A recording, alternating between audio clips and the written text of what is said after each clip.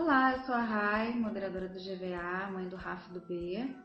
Eu vou trazer para vocês um tema que foi sugestão de mães no grupo e que é um tema um pouco abordado, então eu vou trazer um pouquinho da minha experiência pessoal e responder as perguntas que as pessoas mais costumam me fazer. O tema é amamentação unilateral. É muito comum bebês apresentarem preferência por uma das mamas. Nesse caso é importante a gente avaliar se não tem alguma questão postural do bebê que esteja causando essa preferência. E também favorecer o ajuste, a variação postural do bebê. Então, se ele mama apenas um dos seios, a gente precisa colocar na posição invertida, colocar na tradicional para favorecer a lateralidade, porque isso é importante para o desenvolvimento tanto motor quanto vestibular, que é o sistema do equilíbrio. Então, a gente precisa se atentar a esses detalhes. A primeira pergunta que as mães mais costumam me fazer é se existe algum déficit nutricional para a criança sobre mamar em um peito só. E não, nosso corpo se adapta, a natureza é perfeita. As mães que têm câncer e tiram uma das mamas conseguem amamentar naturalmente com a outra. As mães de gêmeos conseguem amamentar 2 bebês com 2 peitos, a gente consegue amamentar um bebê com um peito. Outra grande pergunta que me fazem é se fica a diferença de tamanho entre as mamas. Fica. Porque se a gente tem um bebê mamando um peito só, ele está estimulando um peito só, ele está aumentando a produção só de um peito e esse peito tende a aumentar. Tá, mas e aí, como é que a gente fica nesse tema? Eu procurei uma loja de lingerie e comprei esse bojinho aqui. Tá vendo? Vem de par, né, na verdade. Mas eu colocava no lado menor e a diferença passava despercebida.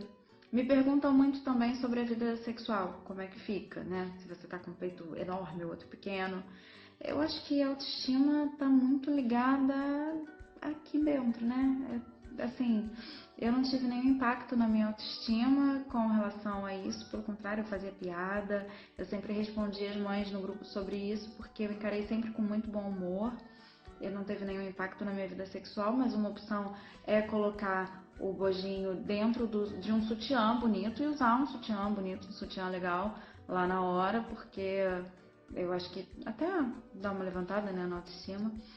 Mas com o tempo essa diferença tende a sumir. É outra pergunta que sempre me fazem: vai ficar para sempre assim? Não. Então, conforme o bebê vai desmamando, a criança vai desmamando naturalmente, ela vai mamando cada vez menos e aí você vai produzindo cada vez menos e a diferença vai igualando. Na realidade, eu emendei um filho no outro, eu amamentei grávida, mas ainda durante a gravidez o peito já se igualou, só que aí o B nasceu preferindo o mesmo peito que o Rafa. A justificativa para isso é que eu tenho leite salgado no peito e aí o Rafa disse que eu tenho leite muito ruim nesse peito e o B faz a mesma coisa. Ele recusa, mas eu tento oferecer primeiro o peito que ele não gosta, ele diz: eu quero o preferido, eu não quero esse. Ou então ele puxa um pouquinho e diz: esse tá ruim, me dá o outro. Então, no meu caso, a justificativa era essa diferença de sabor, né, de tecido glandular mesmo.